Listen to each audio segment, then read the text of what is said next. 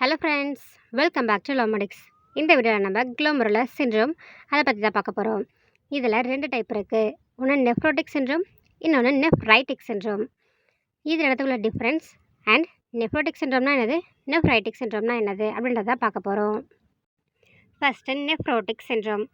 Nephro அப்படின்னா nephron. Nephron எங்கே இருக்குது? கிட்னியில் இருக்குது. ஸோ கிட்னியில் வர ஏதோ ஒரு டிஸார்டர்.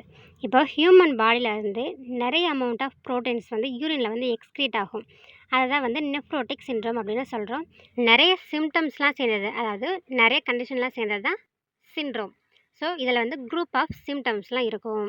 இதில் ஃபஸ்ட்டு எது அஃபெக்ட் ஆகும் அப்படின்னு பார்த்தோன்னா குளோமெருலஸ் தான் அஃபெக்ட் ஆகும்.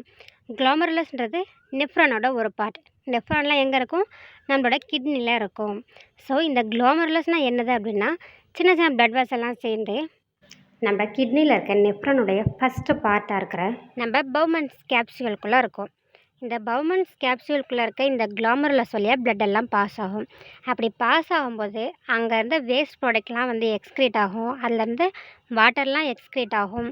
அப்படி எக்ஸ்க்ரீட் ஆகிட்டு அதெல்லாம் ஃபில்டர் ஆகி இந்த பக்கம் வந்துடுமா. ஸோ அது ஒரு ஃபில்டர் மாதிரி ஒர்க் ஆகுது. அந்த ஃபில்டர் மூலமாக இந்த நெஃப்ரானுக்குள்ளே வந்துடுது. ஸோ இந்த குளோமெருலஸோட ஃபங்க்ஷன் என்ன அப்படின்னு பார்த்தோன்னா பிளட்டை ஃபில்டர் பண்ணி யூரினாக கொண்டு வரதான் இந்த குளோமெருலஸோட ஃபங்க்ஷன். இந்த பவுமன்ஸ் கேப்சூலை சுற்றி போடோசைட்ஸ்லாம் இருக்கும். போடோசைட்ஸ், போடோ அப்படின்னா பெடிக்கிள்ஸ், அதாவது ஃபுட் ப்ராசஸ்லாம் இருக்க ஒரு செல் போடோசைட்ஸ். இது எங்கே இருக்கும் அப்படின்னு பார்த்தீங்கன்னா நம்மளோட குளோமெருலஸில் இருக்க பிளட் வெசலாக இருக்குல்ல, அந்த பிளட் வெசலை சுற்றி இந்த போடோசைட் அதோட பெடிக்கிள்ஸ் மூலமாக சுற்றி கவர் பண்ணி இருக்கும். ஸோ இது மூலமாக நம்மளோட பிளட் ஃபில்டர் ஆகிட்டு யூரினை ஃபார்ம் பண்ணுது. இதில் வாட்டர்லாம் ஃபில்டர் ஆகிட்டு வர முடியும், பட் ஒரு சில செல்ஸ்லாம் வர முடியாது. அந்த மாதிரி இது வந்து ப்ரொடெக்ட் பண்ணுது. இப்போ இதில் ஏதாவது ஒரு டேமேஜ் இருந்துச்சு அப்படின்னா இந்த குளோமெருலஸ் மூலமாக நம்மளோட பிளட்லேருந்து ஒரு சில ப்ரோட்டீன்ஸ்லாம் வெளியே வந்துடும். ஸோ பிளட்லேருந்து ப்ரோட்டீன்ஸ் வந்து இந்த போடோசைட்ஸில் இருக்க கேப் மூலமாக நம்மளோட நெஃப்ரானுக்கு வந்துடும். இது மூலமாக ப்ரோட்டீன்ஸ்லாம் நம்ம யூரின் மூலமாக எக்ஸ்க்ரீட் ஆகிடுது. இந்த நெஃப்ரோட்டிக் சிண்ட்ரோமில் நம்ம பாடியில் நிறைய இடத்துல ஸ்வெல்லிங் இருக்கலாம். முக்கியமாக ஆங்கிள்லையும் ஃபுட்லேயும் ஸ்வெல்லிங் இருக்கும். ஆன்டி த்ரோம்பின் 3ன்ற ப்ரோட்டீனும் நம்ம பிளட்லேருந்து எக்ஸ்க்ரீட் ஆகும். அது எக்ஸ்க்ரீட் ஆகிறனால பிளட் கிளாட் ஆகிட்டு அது மூலமாக வேறு ப்ராப்ளம்ஸ்லாம் வரும். அது எப்படி கிளாட் ஆகும் அப்படின்னு பார்த்தீங்கன்னா ஆன்டி த்ரோம்பின். த்ரோம்பின்னா ஏதோ சம்திங் கிளாட். இப்போது ஆன்டி த்ரோம்பின்னா அந்த கிளாட் ஆகாமல் இருக்கிறதுக்கு ப்ரொடெக்ஷன். அது நம்ம பாடியில் இல்லை அப்படின்றப்போ பிளட் வந்து அங்கங்கே கிளாட் ஆகிடும். த்ரோம்பஸ் ஃபார்ம் ஆகும், எம்பலஸ் இந்த மாதிரிலாம் ஃபார்ம் ஆகும். நிறைய இன்ஃபெக்ஷன் வரதுக்கான ரிஸ்க் எல்லாம் ஜாஸ்தியாக இருக்குது. ஸோ இந்த குளோமெருலஸில் இருக்க போடோசைட்டில் ஏதோ ஒரு ப்ராப்ளம் இருக்கனால ப்ரோட்டீன்ஸ்லாம் நம்ம பிளட்லேருந்து எக்ஸ்க்ரீட் ஆகிட்டு யூரினுக்கு போகுது. இதுதான் nephrotic syndrome.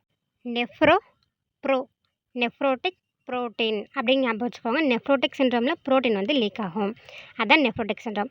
Next nephritic syndrome. நெஃப்ரைட்டிக்னா நெஃப்ரானில் ஏதோ ஒரு ப்ராப்ளம் இருக்குது. ஸோ ஐட்டிஸ் அப்படின்ற மாதிரிலாம் இருந்துச்சுன்னா அது வந்து இன்ஃப்ளமேஷன் அப்படின்ற மாதிரி மீனிங். ஸோ நெஃப்ரானில் இன்ஃப்ளமேஷன் இருக்குது. எங்கே இருக்குது? குளோமெருலஸில் இருக்குது. ஸோ குளோமெருலஸில் இன்ஃப்ளமேஷன் இருந்து அதில் ஏதாவது டேமேஜ் இருந்தால், அதாவது குளோமெருலஸ்னால் என்னது, பிளட் வெசல். பிளட் வெசலை சுற்றி என்ன கவர் ஆகிருக்கும்? எபித்தீலியம் கவர் ஆகிருக்கும். பிளட் வெசலோட வாலே இருக்குது பார்த்தீங்களா, அதுவே எபித்தீலியமால் கவர் ஆகிருக்கும். ஸோ ஒரு செங்கல்லாம் இருக்குது பார்த்தீங்களா, அது வந்து என்னது, எபித்தீலியம். பிளட் வெசலில் எபித்தீலியம்னு நினச்சிப்போம். அது வெளியே சுற்றி மேலே சிமெண்ட்டோ இல்லை அதுக்கு மேலே இருக்க பெயிண்ட்டோ இருக்குது பார்த்தீங்களா, அது வந்து போடோசைட்ஸ். ஸோ அந்த எபித்தீலியமில் ஏதாவது ஒரு டேமேஜ் இருந்துச்சுன்னா அது மூலமாக ரெட் பிளட் செல்லோ இல்லை மற்ற செல்லுங்களோ இல்லை ப்ரோட்டீனோ எது வேணாலும் லீக் ஆகும். அதை தான் நெஃப்ரைட்டிக் சிண்ட்ரோம் அப்படின்னு சொல்கிறோம். உள்ளே இருக்க அந்த செங்கலே டேமேஜ் ஆகிருக்கு, மேலே இருக்க அந்த சிமெண்ட்டோ பெயிண்ட்டோ அது மட்டும் நல்லா இருக்குமா? அதுவும் டேமேஜ் ஆகி தான் இருக்கும். ஸோ குளோமெருலஸும் டேமேஜாக இருக்கும். இந்த போடோ சைட்டில் இருக்க அந்த ஃபுட் ப்ராசஸ் இருக்குல்ல, அந்த சைட்லையுமே டேமேஜ் இருக்கும். ஸோ அது மூலமாக இந்த ப்ரோட்டீன்ஸ் மற்ற செல்ஸ் எல்லாமே லீக் ஆகும்.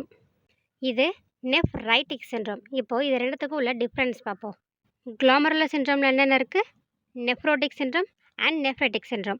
ஃபஸ்ட் நம்ம என்ன பார்த்தோம்? நெஃப்ரோட்டிக். நெக்ஸ்ட் தான் நெஃப்ரைட்டிக் சிண்ட்ரோம் பார்த்தோம். இங்கே அப்படியே டேபிள் காலமில் மாற்றி போட்டிருக்கு, அதை கவனிச்சுக்கோங்க. இந்த நெஃப்ரைட்டிக் சிண்ட்ரோம் எப்படி ஸ்டார்ட் ஆகும் அப்படின்னு பார்த்தீங்கன்னா அப்ரப்ட் ஆன்செட், அதாவது சடனாக வந்து நம்மளுக்கு நெஃப்ரைட்டிக் சிண்ட்ரோம் வந்திருக்கு அப்படின்றது தெரிய வரும். நெஃப்ரோட்டிக் சிண்ட்ரோம் அப்படின்னு பார்த்தீங்கன்னா அது வந்து கிராஜுவலாக கொஞ்சம் கொஞ்சமாக அது வந்து இன்க்ரீஸ் ஆகிட்டே போகும்.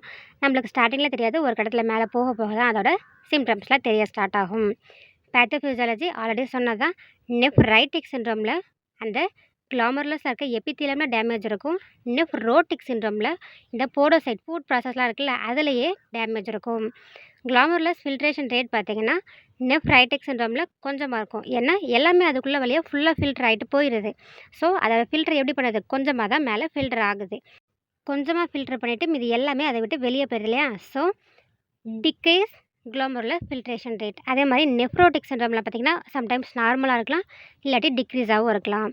இந்த நெஃப்ரைட்டிக் சிண்ட்ரோமில் பிளட்டில் பார்த்தோன்னா யூரியா, கிரியாட்டினின் இதோட லெவல்லாம் அதிகமாக இருக்கும். யூரியாவோட லெவல் அதிகமாக இருக்கிறது தான் அசோட்டோமியா. Nephrotic syndrome protein. இதில் வந்து பிளட்டில் பார்த்தோன்னா சீரம் ஆல்புமின்றது ஒரு புரோட்டீன். அந்த புரோட்டீன்லாம் லீக் ஆயிரும். ஸோ அதோட லெவல்லாம் வந்து கம்மியாயிரும் பிளட்டில். இது லெவல் கம்மியாகிறதுனால இதை மேனேஜ் பண்ணுறதுக்காக லிப்பிட்ஸ்லாம் வந்து நம்ம பிளட்டுக்குள்ளே வர ஆரம்பிச்சிடும். ஸோ லிப்பிடோட லெவல் அதிகமாக இருக்கும். யூரின்லேயுமே லிப்பிடோட லெவல் வந்து அதிகமாக தான் இருக்கும். So low serum albumin, hyperlipidemia, பிளட்டில் வந்து யூரியா, கிரியாட்டின் இந்த லெவல்லாம் நார்மலாக இருக்கும்.